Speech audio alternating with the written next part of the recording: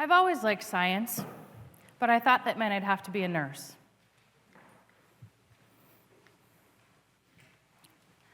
That's what Vanessa told me in 2014.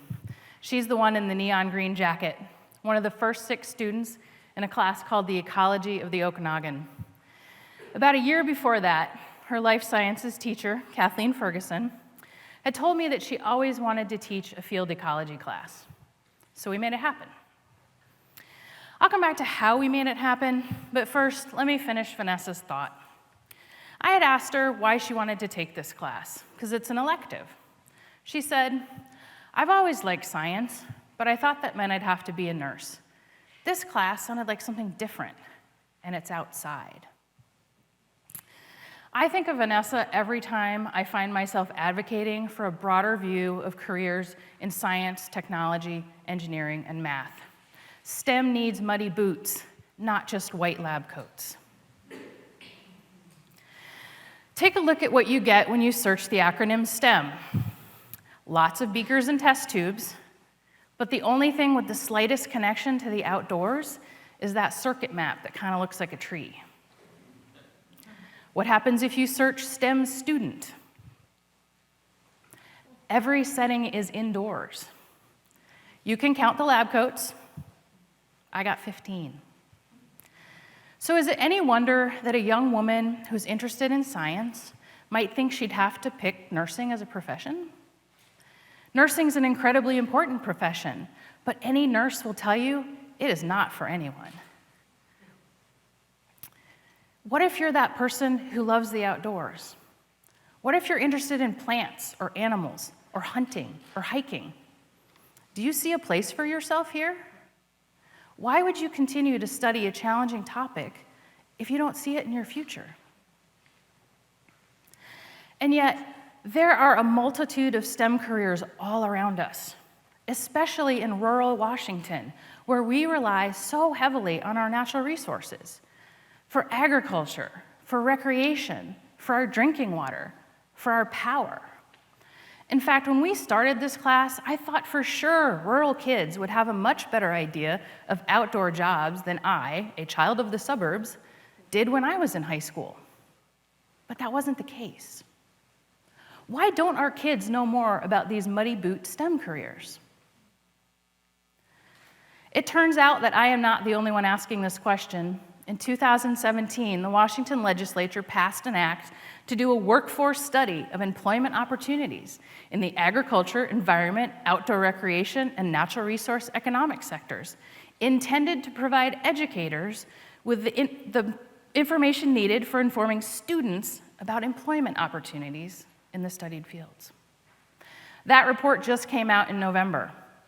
Here's what the executive summary had to say. Understating often has the effect of undervaluing these jobs and skills, which can mean missed opportunities for Washington's workers and employers. So in other words, we're providing a far too narrow view of STEM careers to our kids. And what's really interesting is that the federal entity that classifies occupations and employers doesn't have definitions for any of those in natural resources except for agriculture. Think about it. If you're a teacher trying to find potential careers for your students, and the powers that be don't even know what to call them, how are you going to find them?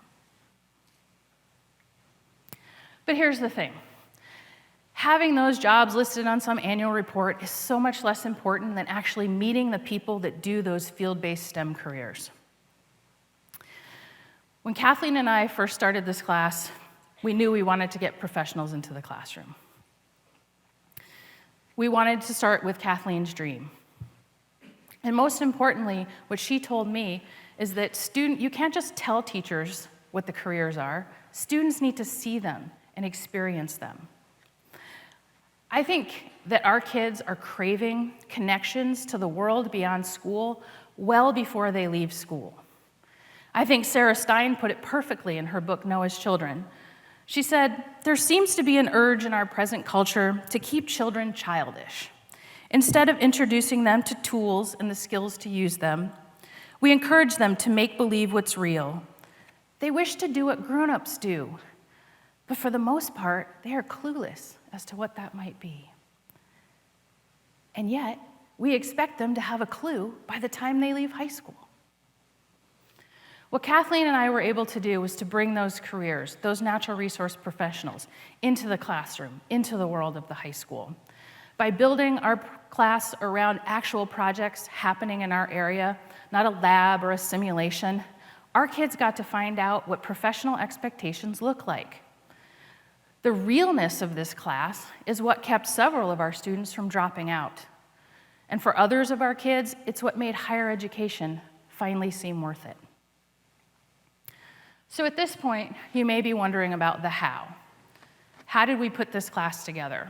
Is it something that could be replicated in another high school? Well, the answer to the second question is yes, absolutely. There is ecology everywhere.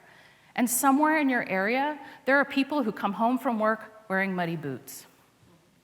We started with Kathleens Dream, a field ecology class where her kids would get outside as much as possible, learning about their local watershed. We also got lucky. The backbone of this class is a salmon recovery project on an island about a mile from the high school. That side channel at the top of the picture had been disconnected from the Okanogan River for over 50 years. Tribal Fish and Wildlife and the city of Okanogan decided that they would try to reopen that channel and see if it would return to salmon habitat. Just as we started working on this class, a colleague connected me to the fish biologists working on this project. We went to them with a question. Is there any way that we could plug our students into this project on a regular basis? Well, it turned out that what this project needed most was ongoing monitoring. So we worked with the fish biologists to come up with a protocol and an intensive training for the students. And now, almost every month, our students go out and collect high-quality data that's used in an actual salmon recovery project in their town. We also tied the curriculum intentionally to the world of work by using the same framework that conservation planners use to solve environmental problems. It's called SWAPA, soil, water, air, plants, animals. It gave us 5 distinct units to teach, and through each of these units, we could weave the human impact. What's the impact of our activities on a resource, either positive or negative? What choices can we make to sustain that resource for the long term? And in each of our units, we had guest instructors come in, and they talk about their area of expertise, and they talk about how they got to where they are. This has been the biggest aha moment from our students. Most of our guest instructors did not take a straight path from high school to college to career. Almost all of them took this winding path, some of them bouncing back and forth between school and work before they found their fit. It can take a while to find your niche, but unfortunately, that's not a narrative you hear very often talking to teens about careers. One thing all of our guest instructors have said, though, is the importance of work ethic, of being reliable, of being a good person to work with. And for Kathleen, having guest instructors meant that she didn't have to be the expert. She could model learning alongside her students. Our students also do water quality analysis. They have to fill out the same Hilsenhoff biotic index that the professionals use to figure out how much pollution's in a water body. We go on 2 or 3 field trips a year to look at the rest of the ecosystem in the watershed. This year's trip to the Okanogan and Similkameen confluence was really fascinating. We just had our 3rd largest flood in history. These students also help out with the field study that inspired the ecology of the Okanogan. On the Odin Road Fire field study, Okanogan High School students have been collecting data for 9 years on a landscape that's burned twice.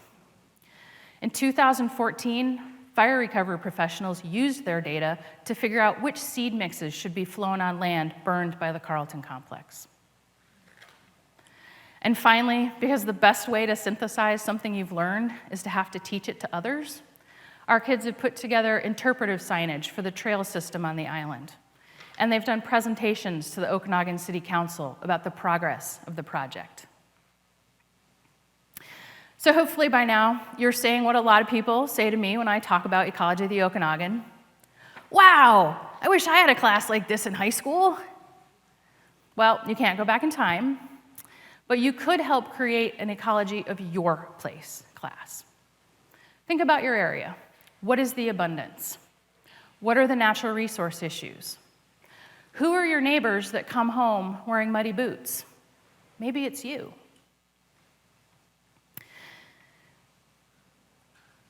What's interesting to me is that this need is even more urgent today. We need more people to help our teachers and to understand that if you're not a teacher, you need to understand that they can't do it alone. Taking learning outside comes with risks and complications. It requires a partnership with our community members. What worked for us was for Kathleen to handle the classroom lesson planning and for me to coordinate the field experiences and the guest instructors. We met regularly with the fish biologists to tweak the curriculum and the monitoring protocol. This is what has to happen to make it work. And if we want our kids to see the wide variety of STEM careers that's out there, we need more people like you who will build a bridge between school and community. Because this need is incredibly urgent. Robert Michael Pyle said we're having an extinction of experience when it comes to our local ecology. Just at the time when our local ecology is under increasing threat from climate change. And at the same time, we're seeing a gray tsunami of retirements out of natural resource agencies. How are we going to help a juvenile salmon make it to spawned out adult if our kids who love to fish don't know that they can have a career in salmon recovery? Who's going to serve on a burned area emergency response team if our kids have never met a soil scientist or a hydrologist? And what's going to happen to our community if we have fewer people that understand how to protect us if hydrophobic soil turns into this when it rains after a wildfire? And even if our kids in this class don't go on to a STEM career, they're already better informed citizens. They're voters that understand that laws are connected to our environment and what those connections are. They get it that managing a park means more than emptying the trash cans. They understand that ecology is complicated, that there are no simple or single answers to environmental problems. They have experienced learning that is different, that is outside, that, dare I say it, is fun. And when a veteran teacher tells you that this class you co-created is the most fun she had in 30 years of teaching, that's pretty awesome. So community members, teachers, if you also think that STEM needs muddy boots, please go find each other. Go create authentic learning with local professionals. Go outside. You could even take on the Okanogan team in the Envirothon Natural Resources competition if you wanted. I hope that you will create classes where students say to you what Emily, who's holding the trophy, said to one of our guest instructors. The guest instructor had asked her a pretty typical question. What do you want to do after high school? Emily's response, I used to know, then I took this class.